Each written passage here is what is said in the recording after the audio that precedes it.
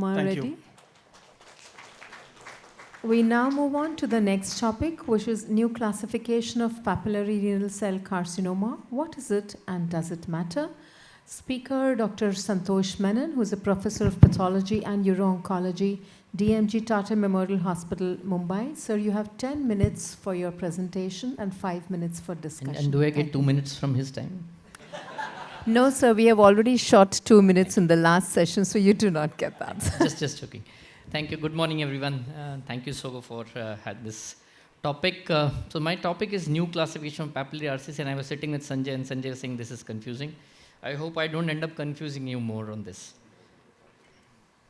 So 70% of your renal cancers are these four, which is the clear cell renal cancer, the papillary, the chromophobe, and the oncocytoma. So more than, for the matter, 85% of your practice is going to be this. But what do you mean by papillary RCC? Before you go on to that, a very, very important marker which has come in the last decade is the CA9, which is a hypoxia marker and comes in conventional renal cell carcinoma. The clinician, the urologist, the medical oncologist is worried about the clear cell renal cancer. And CA9, if it is diffusely positive in a tumor, is most likely to be a conventional renal cell carcinoma.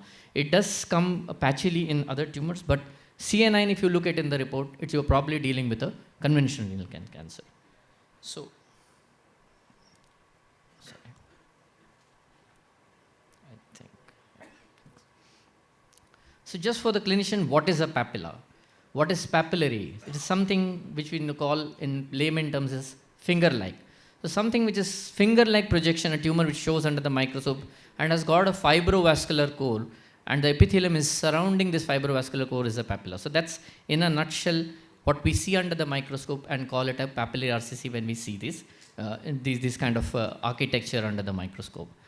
Just some theoretical thing, papillary RCC are the second most common frequent RCCs, but they are a very heterogeneous disease, and as the recent classification and types have come, we know that they have become all the more heterogeneous. So generally, a typical papillary RCC would have a better prognosis than conventional RCC, but now the complexity has increased over the years. And this is the very, very complicated WHO 2022 classification of renal tumors. You can see how many names are there and how many categories of tumors are there in this classification. This is what the WHO tried to do. They have brought in something called as molecular defined tumors, and we'll be describing this in this. So what has happened in the papillary RCC category?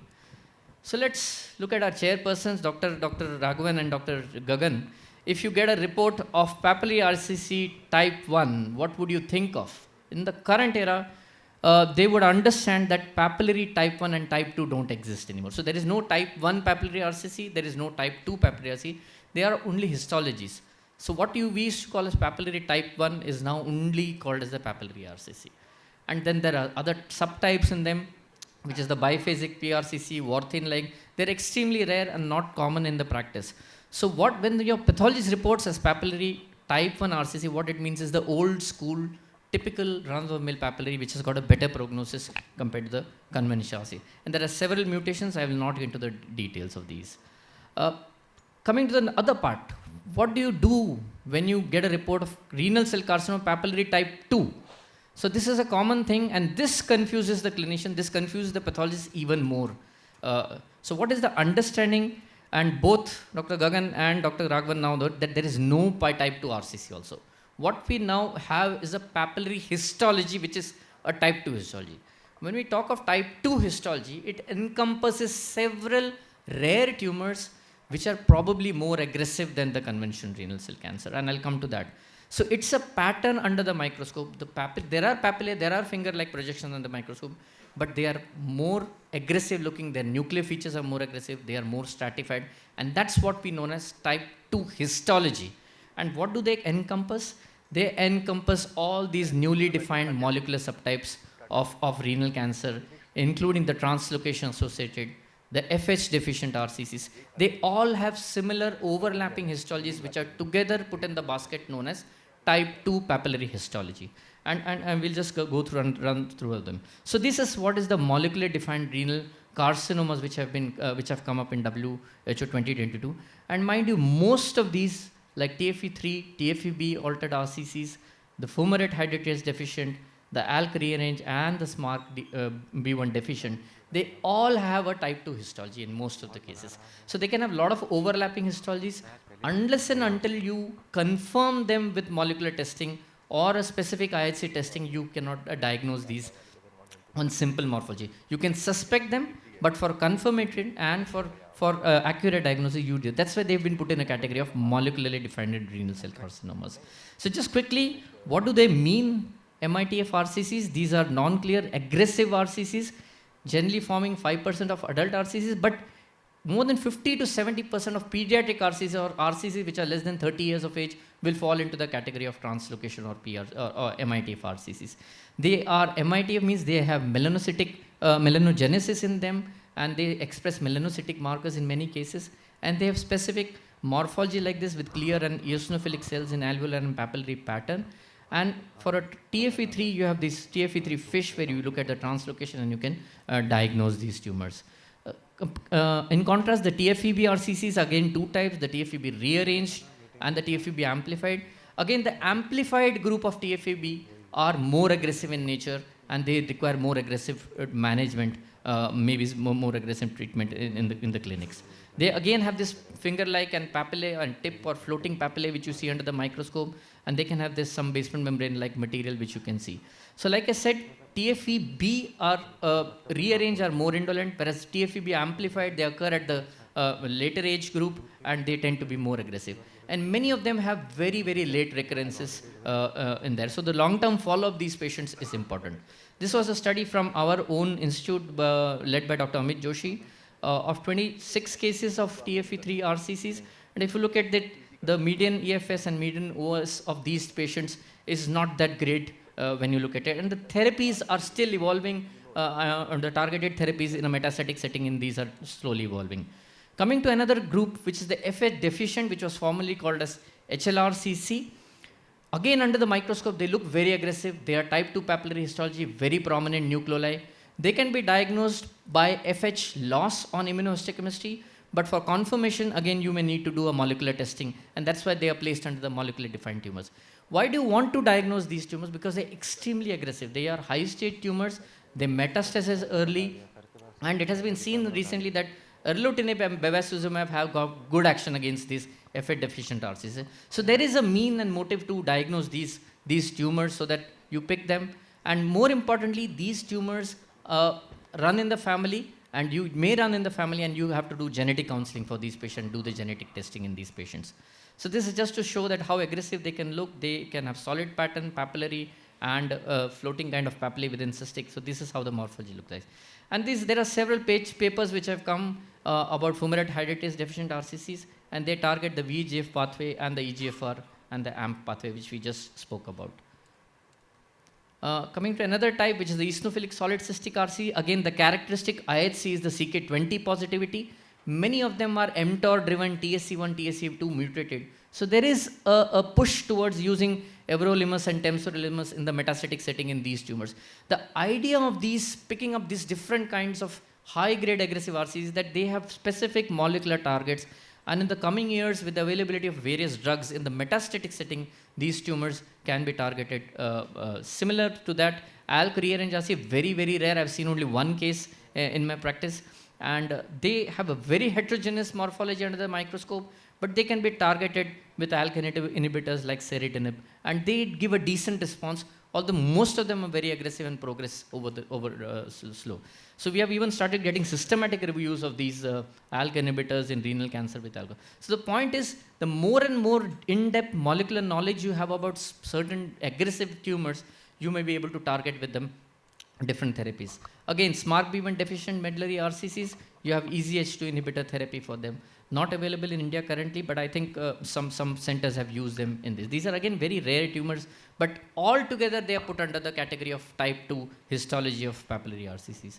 Many trials of this cabozantinib, nivolumab, immunotherapy has been used in these papillary RCCs. Much to the chagrin, they don't respond too much on these therapies. For the surgeon, it is very important to understand that some of these, like the MET mutated RCCs and the FH deficient RCCs, they may be multifocal. So if you're planning to go for a nephron sparing surgery, you should understand that these may be multifocal tumors. And doing one surgery at a time, it may be needed that later on another tumor pops up in the residual kidney and you may have to again go and remove that kidney. So some of these FH and MET are mostly hereditary and they may have multiple tumors. So for the surgeon, that's important.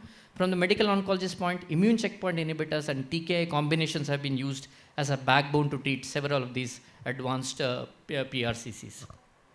So again, some data to show that these are different types of targets for TKI and ICI immunotherapy. How do we interpret this type 2 papillary in our own Indian scenario is that we have started identifying. We have the immunohistochemistry for many of these tumors. We have molecular testing now available. We have fish studies to pick up these things. And more centers to come together to pick up these tumors so that we get to publish this data and understand from our own learning. So it is available and we should get together to learn about these tumors. So it's not that they don't occur in the community, they are there. We are starting to recognize them and we should get together to pick up these. So to conclude, the take home message is that papillary RC is no more type 1 and type 2. We have renamed them. The tumor is the same, but we have renamed them. Important genotype-phenotype correlations are important in papillary RCCs, and as in more we start picking them, maybe the numbers of these tumors are going to increase as percentages, and we will have to look at further new targeted therapies and design the trials according to different groups. We can't compare apples and oranges in trials, and that's the important things to pick this up. If you look at this picture, this is the Euro team, the Sogocon organizing team, as well as the Euro team. And this is what has made me what I am. You think probably we have only beer and go around all the time, but there are serious days when we sit in the MDT and discuss. Thank you so much for your patience. I'd like to have some questions. Yes, Ravi. Hi, Santosh. Very nice. I think the confusion is clear for sure. Now, in a clinical practice, tell me, when my pathologist says type 2, is it that you will do all the IHCs or you will do one or few of them, and how do we go about it? So Ravi, yes, you start with a panel generally. You have some things in mind or some suspicion in mind that this might be this based on the age and presentation, some morphological clues. I have not gone to the delved into details of pathology actually. So we do end up doing this. The struggle for me and for most pathologists is in a small biopsy core. Although it doesn't make a difference on a biopsy, you may get clear versus non-clear. But sometimes if you're not going to come out with the kidney, even you're not doing a cytoreductive nephrectomy, then at that time you would want to be more precise with the diagnosis, especially in FH deficient where it may imply for a genetic counseling of the family also. So those things are important in that setting. But in a resection, I'm more comfortable to use more IHCs and do and what would be the cost of it? Cost of IHCs? I mean, the panel you would do. Yes. So these days, I think, and Divya would agree and Madam would agree, in RCCs in general, in a tough type 2 RCC, I would do 8 to 10 immunohistochemistries. Thank you. Including FH and ALK and all those. Yeah. Any points, Madam? Any points to add? Yes, Santosh. Yeah, hi.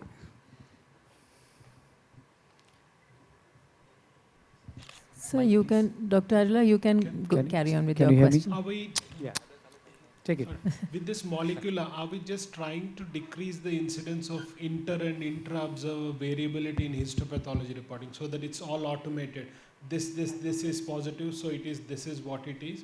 Or you are ahead of the scale in that there are going to be targeted therapies for this? Yes, Sanjay. So it tells you about the molecular biology of the tumor, and the whole idea of medical oncology shifting towards a targeted and personalized therapy. I think Dr. Shilpa would agree with that. We're going personalized in every way. How much you can attend to one patient and target him. You sort of briefly alluded to the enhanced accuracy of all this IHC and even molecular subtyping using whole kidney specimens. But cytoreductive nephrectomy, at least in the US, is less and less common now, given all the response to some of the systemic agents. So we will do a delayed cytoreductive if there is response, but less often will we go straight to cytoreductive. So how accurate do you think are your diagnoses based on just these needle biopsies? Do we need to get multiple needle biopsies? And what is the strategy? Yes, so I think 2 to 4 cores generally we get these days, and the morphology of these are extremely overlapping. That's what I wanted to say, that type 2 histology, it's a histology. Most of them look similar under the microscope. But there are certain subtle clues which we pick up and we do the IHCs. And if we get decent 2 to 3 cores or 4 cores, we would be able to preoperatively diagnose if we use a panel of IHCs in this. Last question. Yes, Santosh. Yes. Yeah, it's an eye-opener. Thank you. So the relatively new entity, which is clear cell with papillary, which is mainly we see it in post-transplant, the post-KTR patients. I don't see too many of them, Yeah, so prognostically, how do they behave? And do you label them like predominant clear cell with percentage of papillary, or is there any reverse way, like papillary with clear cell? Yes, so Santoshi, I'll address your question. I didn't touch that because it will be very, very confusing. So call something in a crowd of urologists clear cell papillary renal tumor will make him confused.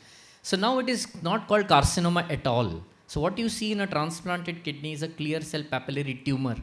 Over the years, they've seen that none of these cases, none means nowhere in the world they have found that clear cell papillary tumor, which occurs mostly in the setting of a post-transplant patient, has metastasized. So they've renamed clear cell papillary carcinoma as clear cell papillary tumor now. So none of them metastasize actually. They are very, very indolent tumors and they are confined to kidney. Thank you, Doctor. I'll just take 30 seconds for a comment. Thank you, sir, for that talk. But essentially, to kind of remind that one of the mandates of SOGO is to have Indian data and collate them. And the easiest first steps is to have demographic, and probably the demography of pathology is something that we must highlight on. Yes. Thank you so much. Thank you. Thank you, Dr. Menon. And now on the epidemiological trends, gaps, and concerns on urological cancer in India, I invite Dr. Prashant Mathur, who's a scientist, GN Director, Pediatric Gastroenterology, Cancer Epidemiology, NCD Surveillance, Disease Informatics, and Public Health ICMR, National Center for Disease Informatics and Research, Bangalore. Sir, you have 10 minutes for your talk and 5 minutes for discussion. Thank you very much. Thank you very much. Good morning. So, still a lot of people less in the crowd. I see only Atul here from the registries.